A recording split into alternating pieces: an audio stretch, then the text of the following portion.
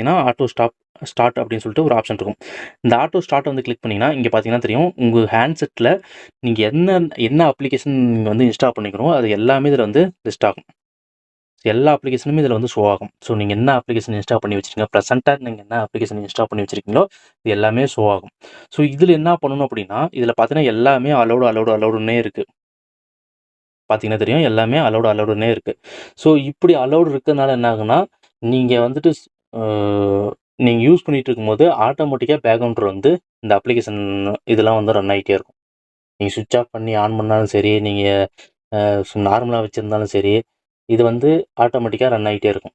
Run ஆயிட்டே இருக்கனால உங்களுக்கு என்ன ஆகும்னா, நெறைய நோட்டிஃபிகேஷன் வந்து உங்களுக்கு ஆட்டோமேட்டிக்கா அத வந்து புஷ் பண்ணிக்கிட்டே இருக்கும். ஸோ அது இல்லாம உங்களோட டேட்டாவ வந்து ஆட்டோமேட்டிக்கமா அத வந்து கன்சியூம் பண்ணிக்கிட்டே இருக்கும். ஸோ நீங்க வந்து இப்போ டேட்டா வந்து யூஸ் பண்றீங்க அப்டின்னா, அது பார்த்தீங்கன்னா தெரியும். இப்ப நீங்க வந்துட்டு ஒரு 2 ஜிபி டேட்டா நீங்க வந்து உங்க பேக்ல போட்டுருக்கீங்க அப்டின்னா, டக்குன்னு வந்து காலி ஆயிட்டே இருக்கும். ஸோ அப்படி என்ன ஆகும்னா, இது மாரி அப்ளிகேஷன்லாம் எல்லாமே பேக்கிரவுண்ட் ரன் ஆயிட்டு இருக்கனால, அதுவும் ஒரு டேட்டாவ வந்து கன்சியூம் பண்ணிட்டே இருக்கும்.